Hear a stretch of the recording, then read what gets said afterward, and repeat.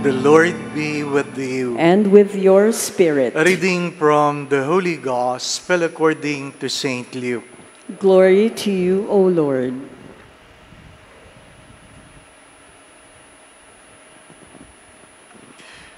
Mary set out and traveled to the hill country in haste to a town of Judah, where she entered the house of Zechariah and greeted Elizabeth. When Elizabeth heard Mary's greeting, the infant leaped in her womb, and Elizabeth, filled with the Holy Spirit, cried out in a loud voice and said, "Blessed are you among women, and blessed is the fruit of your womb.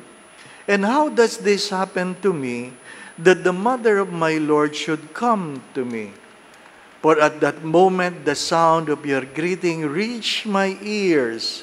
The infant in my womb leaped for joy. Blessed are you who believe that what was spoken to you by the Lord would be fulfilled." And Mary said, "My soul proclaims the greatness of the Lord. My spirit rejoices in God my Savior, for He has looked with favor on His lowly servant. From this day all generations will call me blessed. The Almighty has done great things for me, and holy is His name. He has mercy on those who fear Him in every generation. He has shown the strength of His arms, and has scattered the proud in their conceit. He has cast down the mighty from their thrones, and has lifted up the lowly. He has filled the hungry with good things, and the rich He has sent away empty.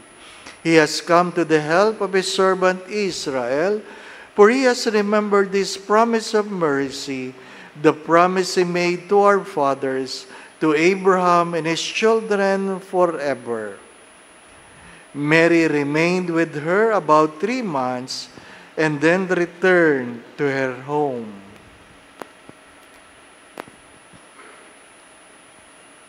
My brothers and sisters, the Gospel of the Lord. Praise to you, Lord Jesus Christ.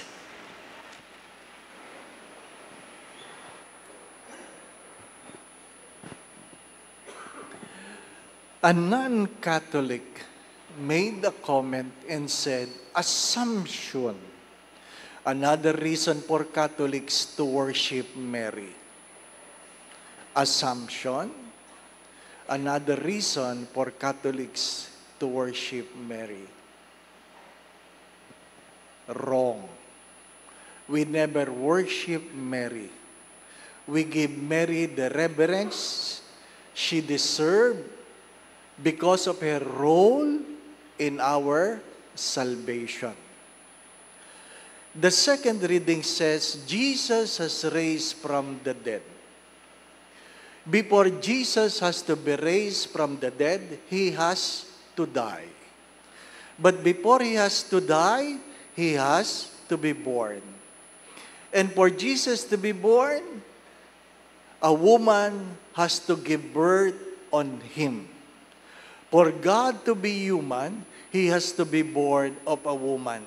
And that woman, the name is Mary. There's no contention about it. There's no contention. And they say, it is not written in the Bible. Excuse me. It is written. No, the assumption is not written in the Bible. Well, the first reading from the book of Revelation, it speaks of a woman who has given birth.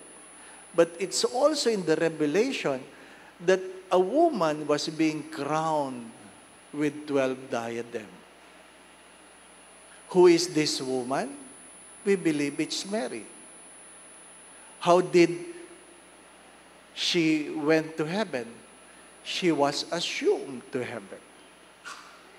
She was assumed to heaven. The only way to go to heaven is to assume. My dear friends, this is our hope that someday all of us will assume to heaven. Maybe not spared from the corruption of death, But this is our hope. We will all go to heaven. Those who believe will go to heaven. You have to understand this, that the church for the first century has no Bible to read. Take note. The church for the first century has no Bible to read. The church was simply led by tradition. Bible were written when the apostles are started dying. So before you die and forget what had happened, you write it. That's the reason. Why did he not write it in the very beginning? Because it was written in the scriptures that there are people who will not see death, and they thought they will not die. Only St. John died of old age. The rest of the apostles died in martyrdom. Simple explanation. Simple explanation. My dear friends, my brothers and sisters, perhaps it is an invitation to all of us to confront ourselves. I was joking to a group of priests that I was giving a retreat. Sad to say, I would confess, there were priests who have been accumulating wealth. That's a sad story. And I said to them, if it is you, God will tell you tonight, you fool, I will take your life tonight. And there were laughter, tawanan. And after the laughter, there were a dead silence. Because they realized I was serious. Everything we have, we will lose. Because we came with nothing, we will leave with nothing. My dear friends, we are just pilgrims in this world. Nakikiraan lang tayo. Yung iba, matagal ang stay. Yung iba, sandali lang. Whatever you have, nakikigamit ka lang. Ano man ang nasa pangalan mong lupa, pangalan lang yon. Hindi mo yun madadala. Ano mang pangalan, ano mang pag-aari na meron ka, pangalan lang yun. Hindi mo yan madadala. Hindi masamang yumaman, nasabi ko na yan. Huwag lang magnakaw. Hindi masamang yumaman, huwag lang korap. Di po ba, no? Bato-bato sa langit. Mga minamahal na mga kapatid, sometimes we forget this, that our home is heaven. Our home is heaven. Jesus said in the Gospel of John, I will go to the Father and prepare a place for you. Why is he preparing a place? Because he is inviting us to go to heaven. If you go to heaven, you have a place to stay. Can you imagine? You have a place to stay. Hindi ka squatter.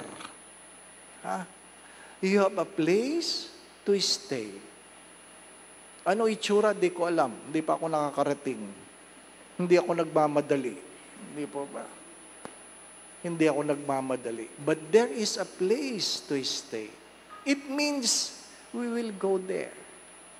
I will prepare a place for you. After I prepare, I will come back again and take you to myself. Kaya pag natapos na yung lugar, susunduin ka na. Di po ba, no? Kaya ang panalangin ng iba, sana wag masyadong madaliin ni Lord. Di po ba, no? Yung iba, maagang umaalis. Maagang natapos di po ba, no? Maagang natapos. Yung iba, amoy lupa na. Hindi pa naalis. Hindi kayo naguhulog. Ano po? Maghulog kayo para matapos ang tirahan nyo sa langit. Di po ba, no? Baka wala kayong material na pinapadala. Ha? Alangan namang umasa yan sa hulog ng iba. Seriously. Seriously. Are we preparing? If you believe you will go to heaven, and you believe that you have a place to stay, are you preparing? Are you preparing? We are not called to be poor. We are called to be detached. The poverty is not about material things, but spiritual things. That we may be made poor so that we can be made rich for God. Mga minamahal na mga kapatid, today is a good time to think about our lives. To think about people that have been helping us, people that we have tried to help, people that have hurt us, people that we have tried to forgive, people that love us, and people whom we try to love. Because whether you like it or not, you cannot go to heaven alone. You can never go to heaven alone. Who do you want to see in heaven? Who do you want to see in heaven? It's a good question. You want to go to heaven? Yes, but not now. You have a place to stay? Yes, because God prepared. But it is also a good question. Who do you want to see in heaven? Do you pray that you will see your wife, your husband in heaven? Seriously, seriously. Diba? May biro nga dyan. Nakapasok sa langit yung isa. At nang siya'y nasa pinto na, sabi sa kanya ni Saint Peter, bago pumasok dito, may spelling test. Huh? Ano po? Sabi niya, spell love. Ay, ang dali. L-O-V-E. Because you live and love, you can easily spell it. Sabi niya kay Saint Peter, baka naman gusto mo mag-day off. Ako na lang magbabantay sa pinto para ako naman na makatanggap. Of course, the wisdom of God. Sabi ni Saint Peter, this is the day for you. And you might be able to welcome somebody. Dasal siya ng dasal. Sana may umakyat, sana may umakyat, sana may umakyat. Lo and behold, may umakyat. Maliit na maliit pa habang naglalakad. Sabi niya, wow, thank you Lord, thank you. Habang lumalaki, parang nakikilala niya ang lakad. Ay, parang asawa ko ito. At malapit na, confirm asawa niya. Sabi niya, Saint Peter, baka nandiyan ka, ayaw ko. Wala kang magagawa, no? At malapit na, malayo pa lang, nakangiti na sa kanya. Hindi siya makangiti. At nang nasa pinto na, sabi niya, ikaw pala ang bantay ng pinto. Hindi.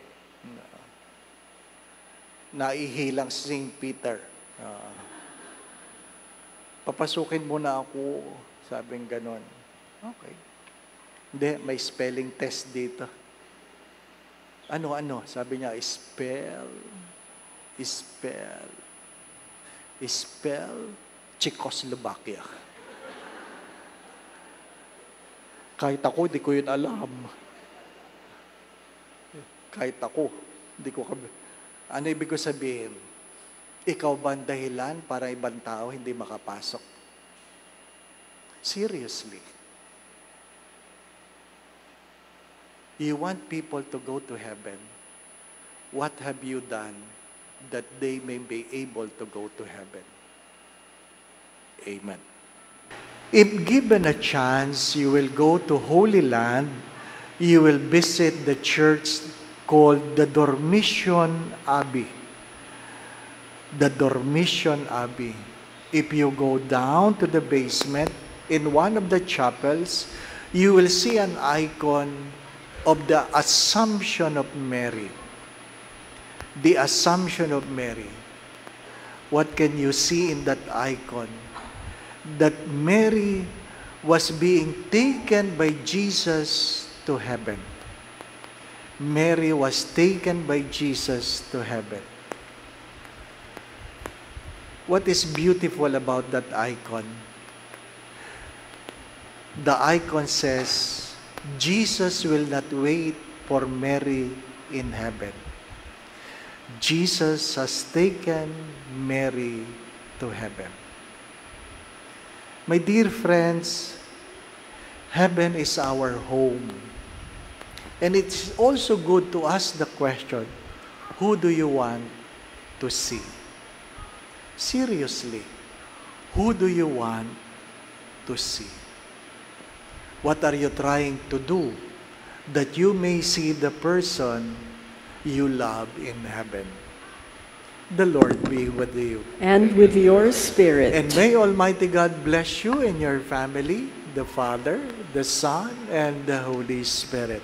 Amen. The Mass has been offered. We go in peace to love and serve the Lord. Thanks be to God.